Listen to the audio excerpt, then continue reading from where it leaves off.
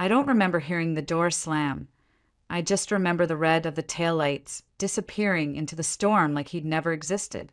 The wind whipped hard across the lot at Blue Pine Fuel Stop, tearing at my dress, soaking my hair until it clung to my face like seaweed. My heels were sinking into the cold, wet pavement, but I didn't move. I couldn't, because 5 seconds ago, my husband Daniel Foster had thrown my suitcase out of the car, told me, "You'll figure it out," and sped off into the dark. I stood there, no umbrella, no wallet, no keys, just my phone in my hand and disbelief in my chest. For a moment, I thought maybe this was a joke, some cruel setup for a surprise weekend. But then I opened our banking app and felt my knees go weak. Our joint account had been emptied. $4,732 gone. Zero balance. Just like that. Like I didn't exist, like we never existed. 15 minutes earlier, we were sitting in a quiet steakhouse just across the street. It was supposed to be our anniversary weekend. Daniel booked a cabin up north, said he wanted to reconnect. I wore the blue dress he once said made him fall in love with me. He didn't even look up when I walked in. He just scrolled on his phone, smirking at something I wasn't allowed to see. The waiter brought the check and handed it to me. I smiled awkwardly, handed over my card, and it came back declined. I stared at the slip like it was a foreign language. There had been money in that account this morning. I was sure of it. Daniel leaned over and handed his card to the waiter with a chuckle. "Banks are glitchy these days," he said. His voice was smooth. Too smooth. That kind of smooth that makes your skin go cold. I tried to believe him. I wanted to believe him. But my gut was screaming. And now here I was outside in a thunderstorm, mascara streaking down my cheeks, shaking so badly I could barely keep my grip on the phone. The gas station lights flickered overhead, buzzing like a dying bee, casting a sickly yellow glow over the pavement. I dragged my suitcase under the canopy and sat on the concrete curb, the cold seeping into my bones. My dress clung to my skin, every inch of me exposed and humiliated. The storm didn't care. The world didn't care. And clearly neither did Daniel. I checked my phone again. A dozen missed calls from my brother Lucas. A handful of texts from unknown numbers. Some asking if the rumors were true. Rumors? What rumors? My breath hitched. I opened my inbox and froze. An email from my gym, one from my dentist, one from the spa Daniel had bought me a gift card for last year. All notifications of canceled payments. All declined due to insufficient funds. He hadn't just left. He'd planned this.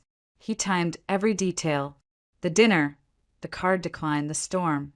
It was like he choreographed my collapse. I was a scene in a play, and he was already on to the next act. Inside the station, a teenage cashier stared at me like I was the final girl in a horror movie. "Ma'am, you okay?" he asked, his voice careful, uncertain. "Imana gedanot." Just waiting out the rain. He didn't press, just went back to stocking gum near the register, sneaking glances every few seconds. I didn't blame him. I probably looked insane. High heels soaked, lipstick smudged across my cheek, eyes hollow and red-rimmed. A woman discarded. A woman without a plan. I tried to stand and nearly tripped over my own suitcase. My hands shook as I opened the zipper and dug around for my charger, my backup card, something, anything. But there was nothing. Just a change of clothes, a toothbrush, and the scent of Daniel's cologne still lingering on the inside pocket. My stomach twisted. Then, somewhere beneath the thunder, my phone buzzed. One new message. From a number I didn't recognize. The preview lit up my screen like a flare gun in the dark. "Sorry you had to find out this way." Just that. No name. No explanation. But deep in my gut, I already knew who it was. And worse, I knew what it meant. He didn't just leave me. He replaced me. The moment I read that message, something shifted in me. Not rage, at least not yet, but a hollow kind of knowing. The kind that doesn't scream, but settles into your bones like cold water. I didn't cry. I didn't even text back. I just stared at the screen as if staring long enough would undo everything. It didn't. I stood slowly, legs stiff from the cold pavement, and wandered back into the gas station. The cashier was still there, still pretending not to watch me. I walked past him, past the chips and the coffee machine with its burnt, bitter smell, and stood in front of the refrigerator door, staring at bottles of water I didn't have money to buy. My reflection in the glass didn't even look like me anymore. I looked like someone who had forgotten how to fight. The bell above the door chimed. I barely glanced up, but then a voice behind me said my name. Not just my name, my full name. Elena Price. It wasn't a question. It was recognition. I turned slowly, and there he was. Marcus Hale, former Marine, now head of security for Foster and Lang, Daniel's development firm. I remembered him from a few of those fancy fundraisers Daniel used to drag me to. Marcus never said much, always in the background, watching everything, speaking only when necessary. That night, though, he stepped forward like someone who just realized the battlefield had changed. His coat was soaked, water dripping off the hem, his expression unreadable except for one thing: concern. "You okay?" he asked, his voice quiet but grounded. I opened my mouth, but nothing came out. I just nodded. And then, finally, Daniel left me here. He took everything. Marcus didn't flinch. He didn't look surprised. That told me everything. He knew what kind of man Daniel was, even if I hadn't. "You have somewhere to go?" he asked. I shook my head. My throat tightened. My voice came out like gravel. "I don't even have money for a ride." He hesitated for only a second before saying, "I can drive you. No pressure, no expectations, just help." And the way he said it, it didn't feel like pity. It felt like permission. Permission to breathe, to be seen. I followed him outside. The rain hadn't let up. It was coming down even harder now, sheets of water hammering the roof, like drum beats. His truck, an F-150, spotless and somehow still warm inside, smelled like cedar and something familiar I couldn't name. I sank into the passenger seat, clutching my purse like it could anchor me to reality. He turned the engine on, and for a moment, we just sat there, the storm a wall around us. "Where to?" he asked softly. I stared out the window. The lights of the gas station blurred behind rain-speckled glass. "I don't know," I whispered. "Home, I guess, if it's still mine." Marcus didn't press. He just nodded and pulled onto the road. A minute passed, then two. Then my phone buzzed again. I didn't want to look, but I did. Same number. This time the message was longer. He promised he'd tell you after the trip. I didn't mean for it to happen this way. Sabrina. Sabrina. Not just any Sabrina. Sabrina Cho, Daniel's business consultant, the woman he'd flown out to Miami twice last fall for negotiations. I felt something rise in my throat. Not nausea, not pain. Something sharper, something cleaner. Clarity. I closed my eyes, letting the motion of the truck steady me. Then, suddenly, I sat up straighter. "Marcus," I said, "can you turn around?" He glanced at me. "What's wrong?" I turned to face him fully now, my voice low and steady. "I think I know exactly where Daniel is, and I need to know for sure." He didn't ask questions, just turned the wheel slowly, rain sliding off the windshield like the last drops of the life I used to live. The woman he abandoned wasn't gone. She was just beginning to see, clearly. By the time we reached the house on Hawthorne Heights, the rain had slowed to a dull mist, but my hands were still shaking. The porch light was off. That alone told me more than any message ever could. Daniel always left it on, always.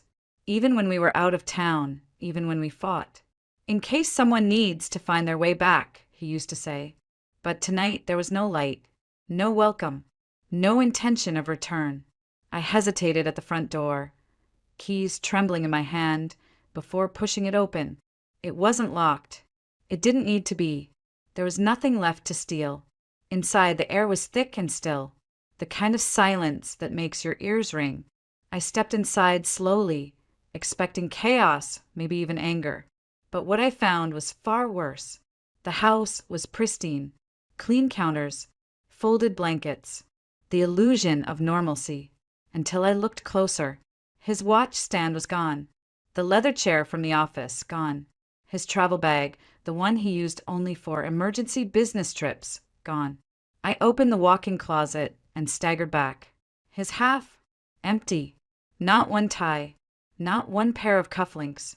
A faint square remained where his shoe rack used to sit, like a ghost stamped into the carpet. Daniel hadn't stormed out.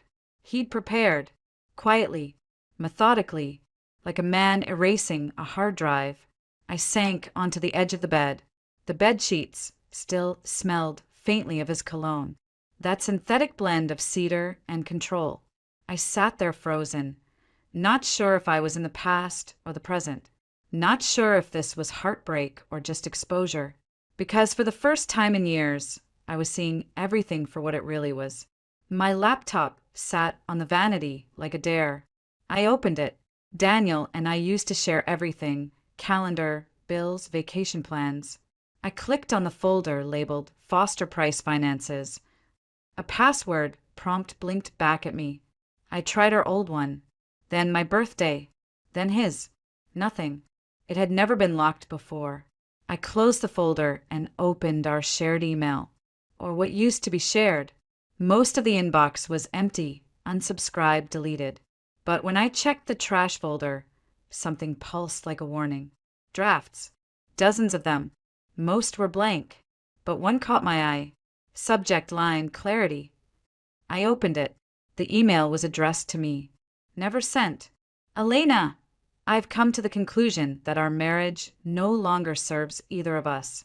You've become emotionally dependent, reactive, and frankly exhausting. I felt trapped for years. I need freedom to pursue the life I deserve. I've arranged for you to stay in the house until the divorce is finalized. I expect you'll respect my boundaries. Consider this an opportunity for growth. One day, you may even thank me. Daniel. I stared at the screen. Thank me. That's what he said, like he'd handed me a gift instead of abandoning me like trash at a gas station. I didn't cry. Not this time. I laughed. A hollow, fractured sound that spilled into a sob halfway through. I slammed the laptop shut so hard the lid bounced. Then I stood, still trembling, and walked into his office. It had been wiped clean. Desk drawers empty. Shelves stripped. But the printer tray still held a few loose pages. My hand darted forward, almost afraid of what I'd find. The top page was a bank statement, then a wire transfer, then a folder labeled SC Private. I flipped it open. A rental agreement under the name Sabrina Cho. New apartment, Seattle. A vehicle registration. Plane tickets to Florence. Departure tomorrow morning. I dropped the folder like it burned. Every doubt I'd clung to, the possibility that maybe this was a breakdown, a misunderstanding, vanished in that moment. He wasn't confused. He wasn't overwhelmed. He was finished. He had moved on and tried to leave me behind like an afterthought. But what he hadn't counted on was me staying, watching, documenting. I pulled out my phone, took photos of everything: closet, receipts, emails, flight tickets.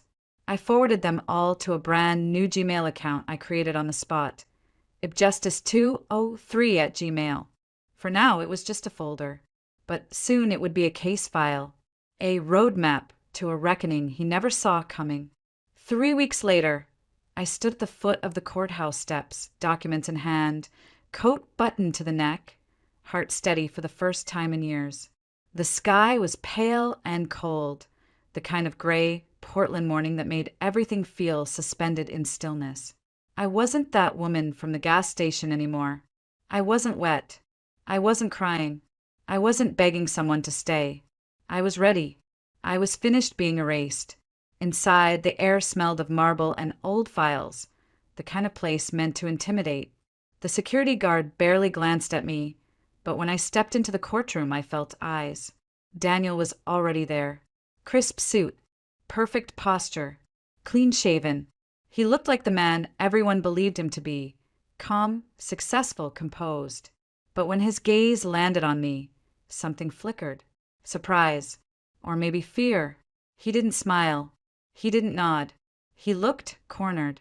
My lawyer, Rachel Monroe, was the opposite of Daniel's polished image. She was sharp, steady, and quietly furious on my behalf. She greeted me with a simple nod, then flipped open her binder. "You ready?" she asked. I nodded once. "Let's burn the curtain down." The hearing began with procedural formalities, but everything changed the moment Rachel began to lay out the timeline. A curated, chronological dismantling of Daniel's plan. The financial trail, the slow siphoning of money over 6 months, disguised as business expenses. The false justification of marital strain, the pattern of isolation, the gas station abandonment. She walked the judge through every receipt, every deletion, every digital fingerprint he left behind. Daniel's attorney objected frequently, irrelevant, prejudicial, speculative. But each time, the judge allowed Rachel to continue.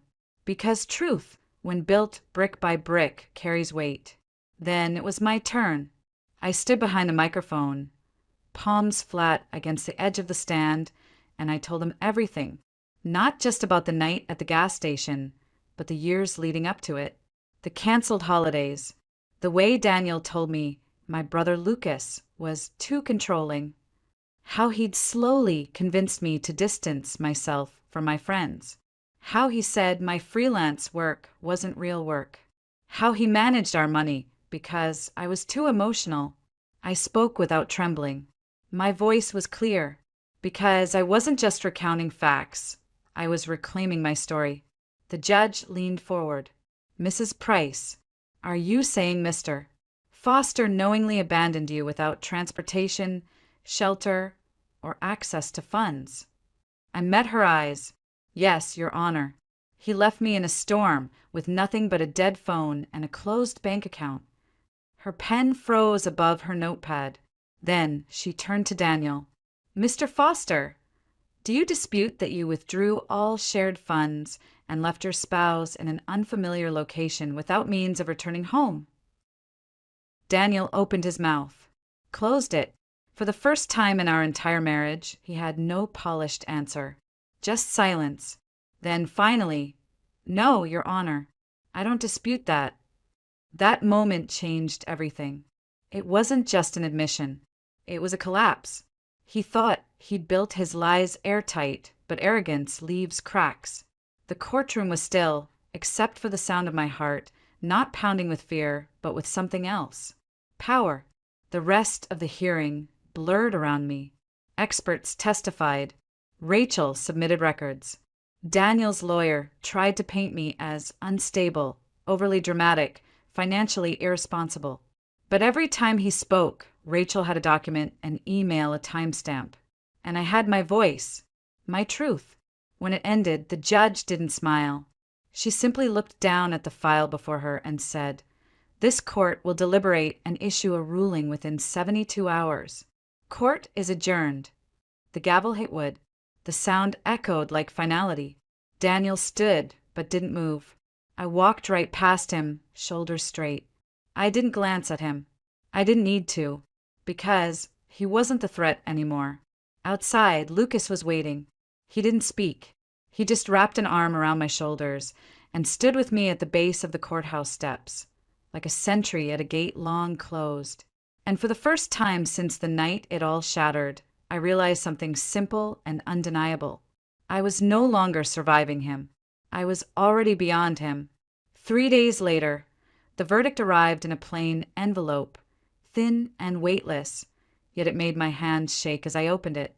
I sat at the kitchen island, once Daniel's favorite place to read financial journals, and read every word slowly, twice, just to be sure. The court ruled in my favor.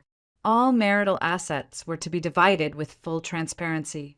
I was awarded $3.2 million in assets, including backdated profit shares from Foster and Lang Developments. The house in Hawthorne Heights would remain mine. An additional $8,000 per month in alimony for the next 5 years. And most importantly, a formal legal ruling of financial misconduct entered into public record against Daniel Foster. I didn't cheer. I didn't gloat. I just exhaled, long, deep, like I hadn't really breathed in weeks. Daniel lost more than just money. He lost credibility. His public image as a clean-cut entrepreneur shattered in 3 pages of legal documentation. I knew the ripple would hit him where it hurt. His investors, his partners, the polished life he'd curated so carefully. And I didn't have to lift a single weapon, just the truth. In the weeks that followed, something shifted in me. Slowly, quietly, I packed up the house, not out of grief, but out of choice.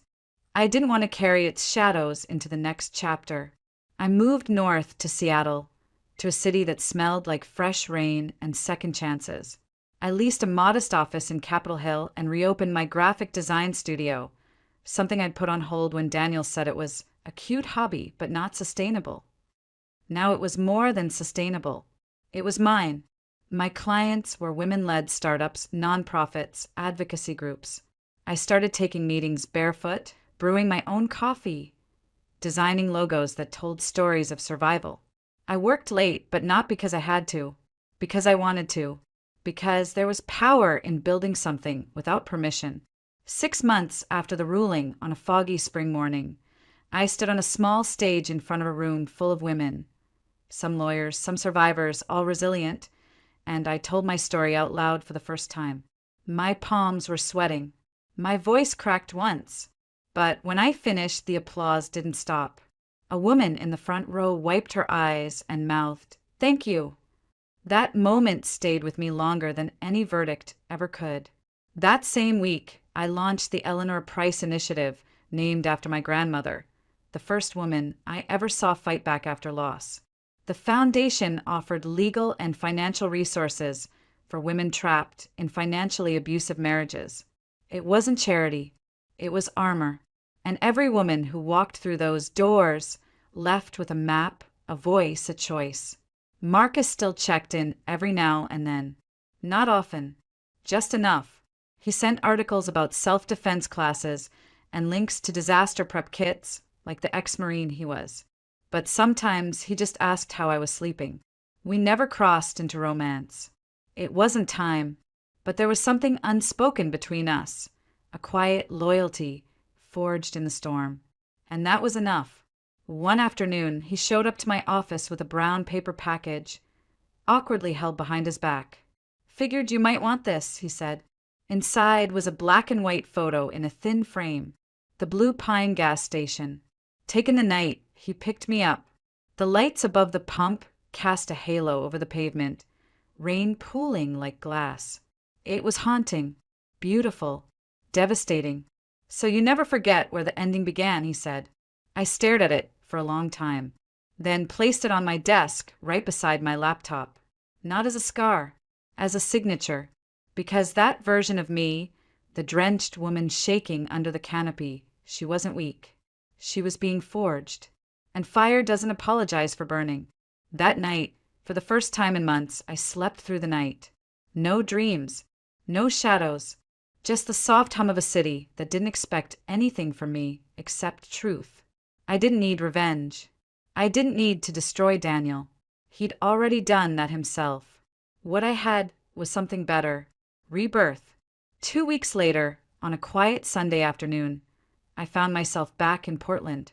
I hadn't planned to return, not so soon, but something in me needed to see it again. Not the courthouse, not the house on Hawthorne Heights, the gas station. Blue Pine fuel stop, the place where everything cracked open. The sky was overcast but calm, just a faint breeze humming across the pavement. No storm this time, no lightning, just the hum of traffic on Rainier Avenue and the dull flicker of the canopy lights. I parked across the street and stepped out, holding a sharp in my coat pocket like a secret. The lot looked smaller than I remembered. The curb where I'd collapsed was still stained with oil. The pump still blinked with a low battery warning. The place hadn't changed, but I had. I walked over slowly, every step a memory. I could still feel the rain, still hear Daniel's voice in my head, telling me I was too much, Too emotional, too dependent. But now that voice had no power. It was background noise, like static on a radio I'd finally turned off. I reached the pillar near pump 6. The metal was cool under my fingers. I uncapped the marker and wrote in small, even strokes, "You're not alone. You're not done." I stood there for a moment, letting the words settle, then stepped back. Not to admire it, to honor it. That space had once been the site of my erasure. Now it was my imprint. A quiet declaration that pain wasn't the end, that abandonment didn't mean worthlessness, that being left behind didn't mean being left broken. I turned and walked back to the car, heart steady, breath calm. No soundtrack, no applause, just peace. I didn't look back. I didn't need to. That night, in my Seattle apartment, I made tea and watched the sky turn dark without flinching. I opened my laptop, checked emails from new clients, reviewed a grant proposal for the foundation. Then I closed the screen and sat in silence for a long while. Not empty silence, full silence, like the quiet of a room that no longer echoes grief.